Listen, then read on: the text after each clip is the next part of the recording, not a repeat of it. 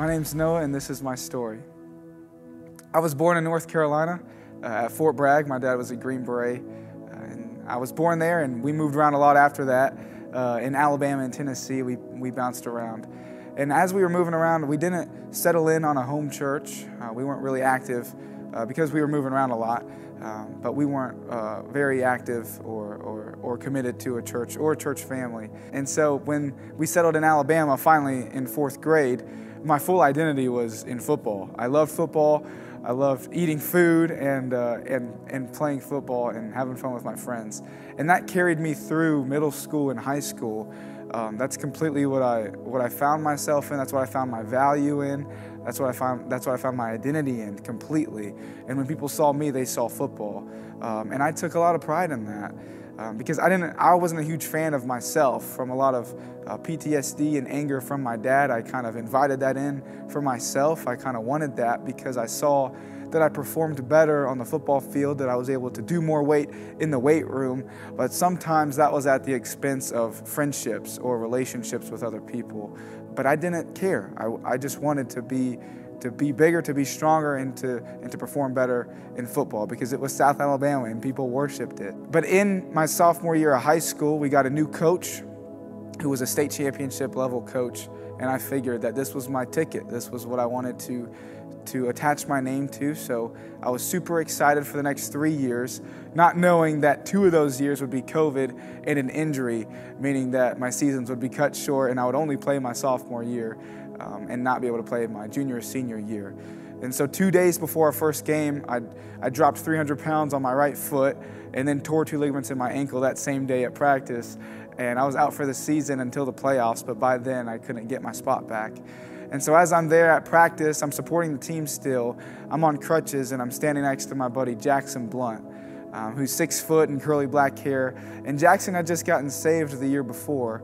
So he was loving on me and he was sharing the gospel with me, and I started to see and feel a love that I didn't really ever hear, or I'd never heard about that love before. I'd never been able to receive it before. And he started to invite me to church. And this church ended up being the church that I'd get saved at. It would be the church that I would pledge my allegiance to back in Alabama. It's called High Point Church. And so on Wednesdays, I started to go with him, and then I started to attend on Sundays too, even if I was just driving myself. I'd go on Sundays, and I'd feel conviction of my sin in service.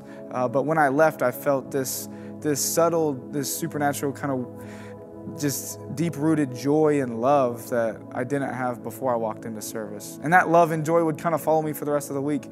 And I started to feel like maybe there was something here. There was something for me that I'd never really found before. And so at the end of my senior season of football, my English teacher, Miss Gallimore, texted me and asked me to come to her room. And so I went up to her room, and as I'm walking down the hallway to get to her room, I see her standing in the doorway, and she's holding something for me. And I realize it's a Bible, and as I get closer, I realize it has my name on it. And she looks at me and she tells me that, "No, I saw you in church on Sunday, and I thought that I should give this to you." And so I got it, and I just started reading it. I would wake up in the mornings and read it for maybe 5 or 10 minutes. And I was walking through the book of Romans because I heard that was a good book, and so I started to read it. And I started to see sin evaporate from my life. I started to see strongholds be broken that I thought they would be in my life for the rest of my life. But I started to see freedom from things that I never thought I would see freedom from. And so as I grew my spring semester of my senior year, I started to grow, and I started to be more active in the church, and I started to notice I loved people more and for who they were, and I started to love myself more for who I was, not for the football field or for what I could do. And so the week after I graduated high school, I went to a youth camp in Panama City Beach, and that's when I fully committed my life to the Lord. That's when I surrendered my life to the Lord. And I immediately felt a call out of my plan, which was to go to Alabama, to do law school there. But at that youth camp, I felt that the Lord was calling me elsewhere, but I didn't know where. And so I had to go home after that youth camp, and for 2 weeks, I had to stick to this conviction that the Lord gave me.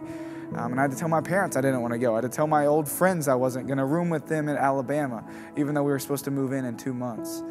And so for the next 2 weeks, I kind of just had my Bible, I had Jesus, and I had my buddy Jackson, who invited me to camp in the first place.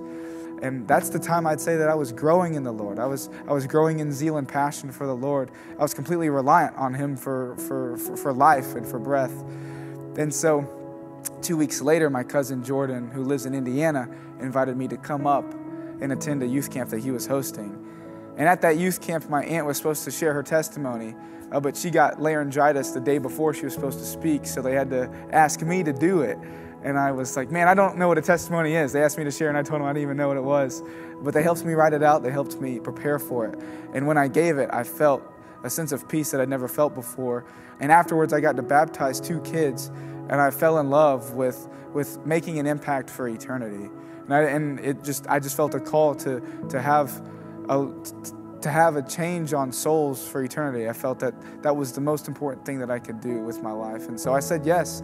I had a buddy there named Chris Miller who was an intern here, and he invited me to come to Johnson. And so I applied to Johnson August 15th. I got accepted on the 18th, and then I moved in on the 21st of August, and I've loved it since. I've been encouraging people and myself to just grow in zeal and passion for the Lord, because He invites us into a relationship, into a life-giving intimacy that isn't found in religion, and that's only found in Jesus Christ. With the takeaway from my story, my hope is that you would hear and see that there is no sin, and that there is no thing that the Lord cannot overcome. There's no thing on this earth that you cannot be victorious over, because He has conquered it for you. And there's also no point in your life where you are too far from the love of God. And there's no point in your life where the Lord doesn't love you anymore. No story is too small. And what the Lord does in you is a personal testimony. And we're told that we triumph over the evil one by the blood of the Lamb and by the word of our testimony. And there's no greater thing to encourage other people than what the Lord has already done for you. That's a tangible thing, an intimate thing that can only be done once in you. And so why not tell other people about it? That's my story.